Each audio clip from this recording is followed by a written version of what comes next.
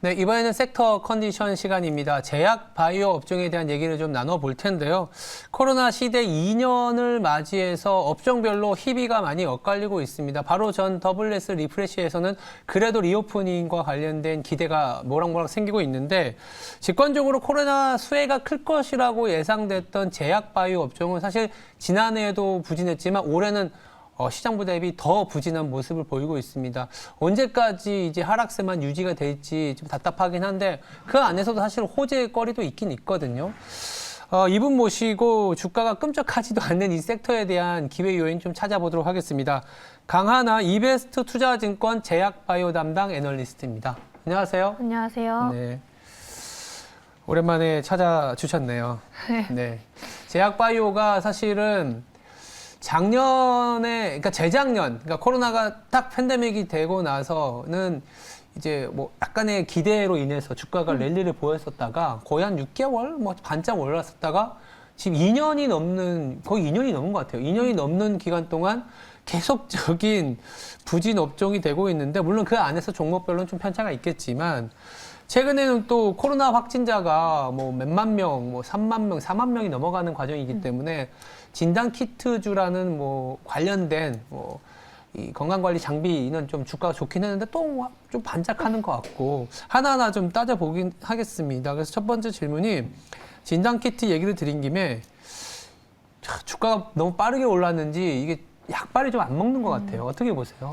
일단 오미크론이 국내외 우세종이 되면서 전염력이 되게 세졌어요. 전염력이 맞아요. 세지면서 지금 확진자가 최다 확진자를 확진자가 나오고 있고 정부가 이달 말에는 13만 명에서 17만 명 신규 확진자까지 전망하고 있다라고 말한 바 있거든요. 이제 네. 그에 따라서 이제 진단키트 수요가 급증하고 있다는 건 사실이고 지금 실적 시즌이기 때문에 진단키트 업체들의 실적이 굉장히 좋게 나오고 있다라는 걸 볼 수 있습니다. 그리고 아마 지금까지 계속 공급 계약이 체결되고 있는 것을 바탕으로 판단을 해보자면 이번 연도 2022년도도 매출이 굉장히 많이 상승할 것이다라고 판단을 하고 있고 그렇기 때문에 실적 시즌인 것도 포함해서 지금 오미크론에 의한 확산세가 굉장히 빨라지고 있으면서 그 두 가지가 합쳐지면서 진단키트주가 그나마 제약바이오 업종에서 가장 많은 관심을 받고 있다고 판단을 하시면 될 것 같아요. 네. 이제 거기에 이제 덧붙여서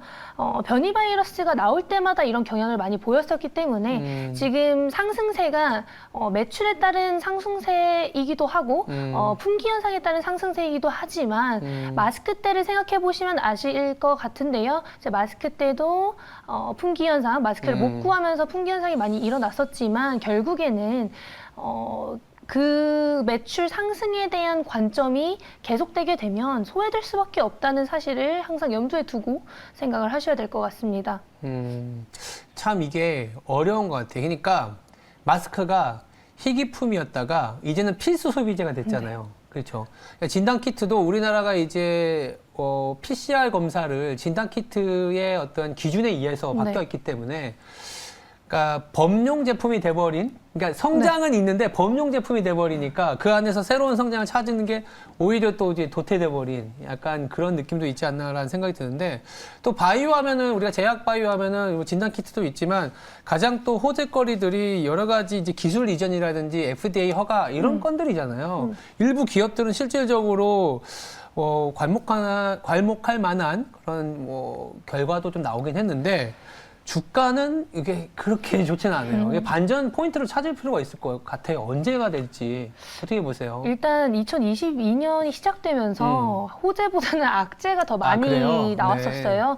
뭐 임상 중단이라든지 임상 실패, 거기에 이제 뭐 횡령 이슈까지 이게 다 제약바이오 섹터에서 나왔던 이슈들이어서 뭐 당연히 ABL 바이오 같은 회사의 빅파마와의 라이선스 계약도 있었지만 악재가 더 많았다라는 점 염두에 두시면 좋은 점보다 악재가 많았기 때문에 주가가 지지부진할 수밖에 없었던 상황이고 아마 제가 지금 볼 때에는 금리 인상도 당연히 겹쳐 있잖아요. 네, 그래서 맞아요. 이제 성장주에 대한 관심이 많이 떨어져 있는 상태이기는 하지만 제약바이오 산업의 기술력과 성장성 그리고 가능성은 그래도 커지고 있는 상황이에요. 지금 상대적으로 좀 주가가 많이 떨어져 있는 상황이기 때문에 그 중에서 옥석 가리기를 통해서 좀 데이터가 확인이 가능한 회사들 그리고 계약이 가능할 것 같은 그러니까 학회별로 데이터 오픈하는 거는 정해져 있기 때문에 그걸 기반으로 좀 보시면 좋을 것 같고 어쨌든 제약바이오 산업 자체는 성장을 할 수밖에 없는 산업이기 때문에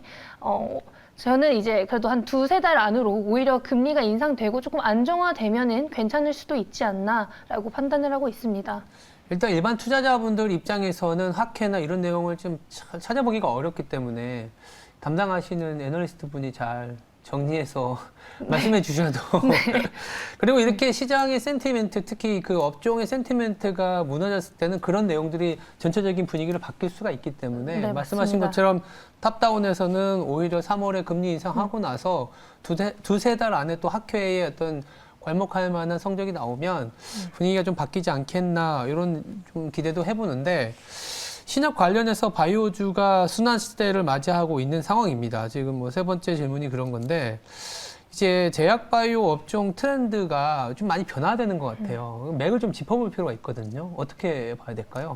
사실 우리나라 같은 경우는 한계가 있기 때문에 글로벌 빅파마의 트렌드를 따라가는 경향이 많이 보여요. 그러니까 글로벌 빅파마의 트렌드가 결국에는 우리나라의 바이오 트렌드를 뜻하고 이제 뭐 제가 계속 에이비엘 바이오를 네. 말씀드리기는 하지만 우리나라에서 이번 연도에 가장 컸던 계약이 에이비엘 바이오와 이제 사노피의 젠자임 파킨슨 치료제 라이선싱 계약이었는데요.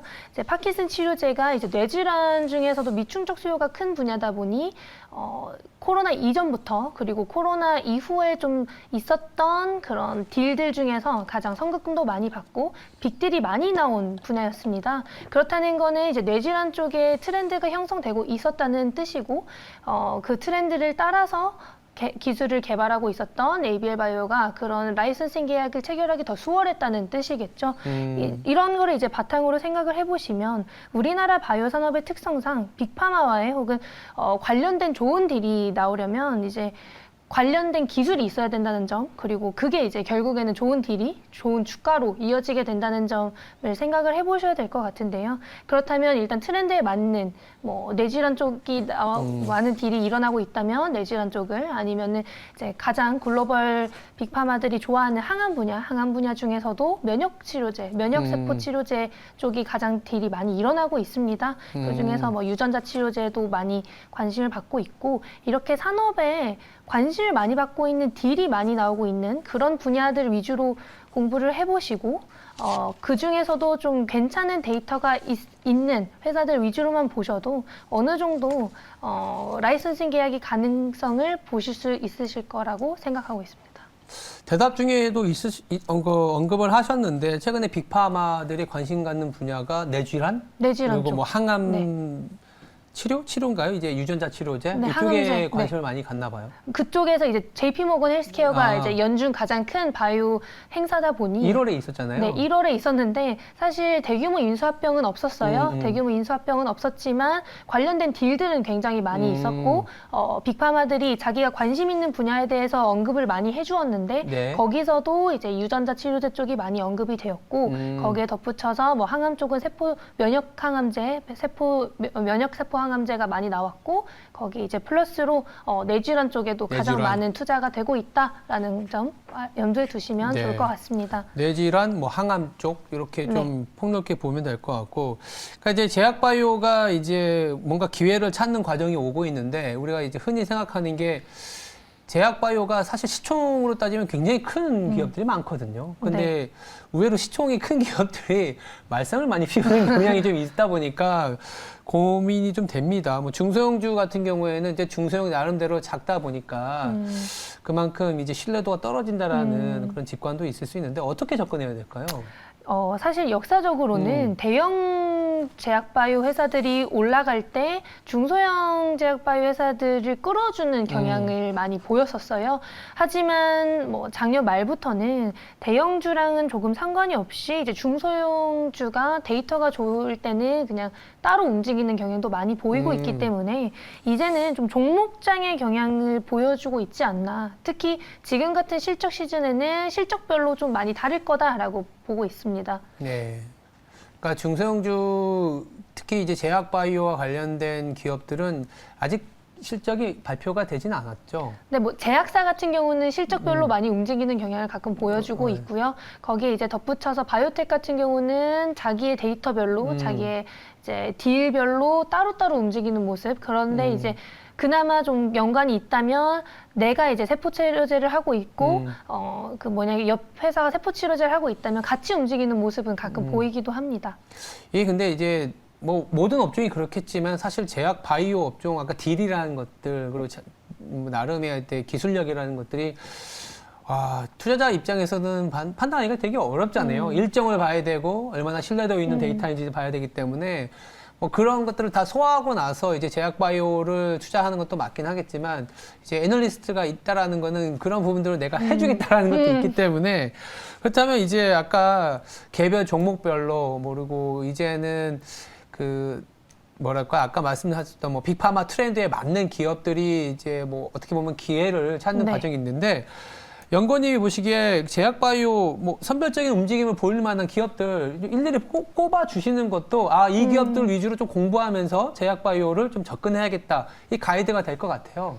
뭐 신약 개발이라는 게 너무 텀이 길다 맞아요. 보니 사실 그 학회 이벤트나 그런 이벤트에 따라서 좀 보시는 것도 많이 권유를 해드리고 있습니다. 그러니까 좀 상반기에 이런 이슈가 있을 거야 하는 기업들을 보시는 게 사실은 더 좋을 것 같고 그렇기 때문에 이제 바이오텍으로는 상반기에 아니면은 2월에 있는 암학회에서 데이터를 오픈하는 NK믹스 지금 보셔도 좋을 거라고 말씀드리고 있고 딜 관련 결과를 기다리고 있는 RNAi 치료제 회사인 올릭스 또 말씀드리고 있습니다.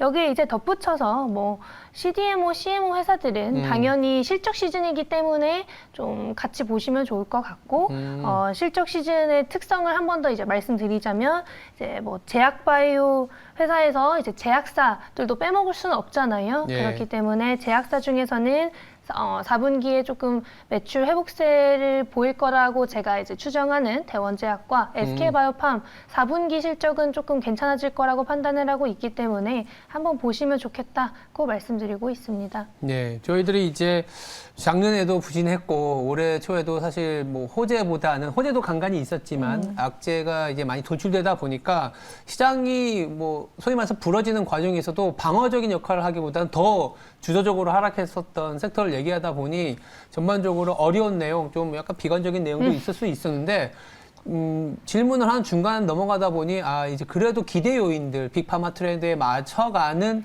기업들을 보자. 그리고 그 가이드가 될 만한 종목으로 바이오텍에서는 NK맥스와 올릭스 얘기해 주셨고 제약에서는 그래도 실적이 조금은 기대할 수 있는 대원제약이나 SK바이오팜 이렇게 네 종목. 4분기 실적이 조금 기대되는 종목 두 가지 말씀드렸습니다. 네, 이렇게 네 종목으로 제약바이오를 좀 스터디해 보는 것도 나쁘지 않은 그런 시기라고 저는 생각이 듭니다.